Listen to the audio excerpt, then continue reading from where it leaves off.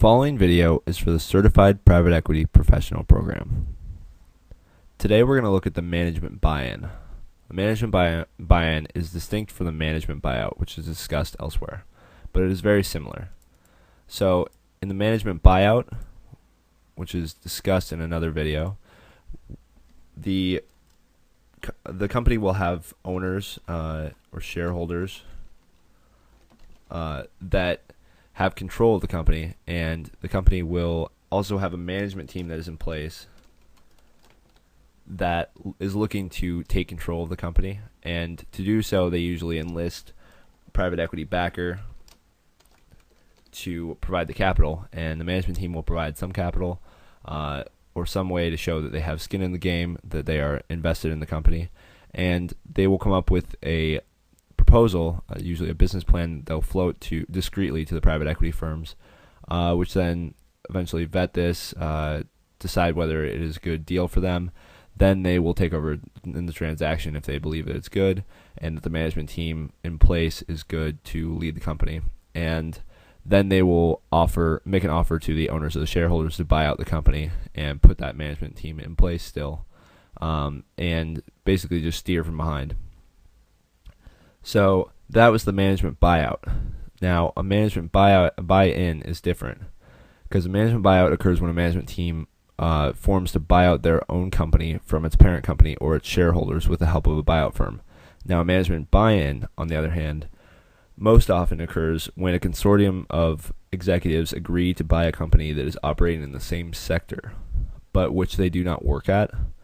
Although an executive in the consortium may have formerly worked for the target company, it doesn't involve the current management of the company. So this will be an outside management team which would take control of the company. They may leave some of the current management in place, but largely it will be replaced by that current management team that works at a competing firm in the same sector. And so they'll look at this company and say, we could run it better, or we should be acquiring this company. So they will often look to private equity capital to also provide some sort of funding for the deal. So in that way, it's very similar to a management buyout, but the management buy-in occurs considerably less than management buyouts, and of course less than leveraged buyouts, which is the most popular form of buyouts. However, these transactions are often considered to perform worse than management buyouts. The clearest cause for this discrepancy is that management buyouts are more likely to achieve better results due to the level of knowledge and familiarity among the management. In a management buy-in, an outside management will undoubtedly have less knowledge of the operations and systems in place at the company. Even though they may work in the same sector, of course, the company is going to be different. So this outside management team is not going to know everything there is to know about company X the way that a management buyout, where the current management is buying out control of the company, you obviously have a higher level of knowledge on the company, and you're familiar with its operations. You know how the company operates day to day, and there is less of learning required for the new management team, as opposed to the outside management team that comes with a management buy-in.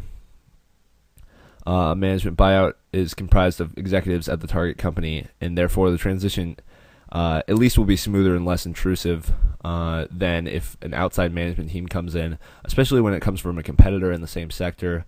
They're often viewed as rivals, and then they come in and try to take control of the company.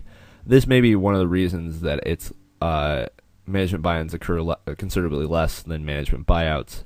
It's a little more intrusive and leads to often a less smooth transition and often worse performance, according to data. So this is just a quick look at the management buy-in, how it works in comparison to management buyouts, which, as we've noted, are often more successful, and also in relation to leverage buyouts. So I hope this was a good overview of the management buy-in, and again, this was for the Certified Private Equity Professional Program. Thank you for watching.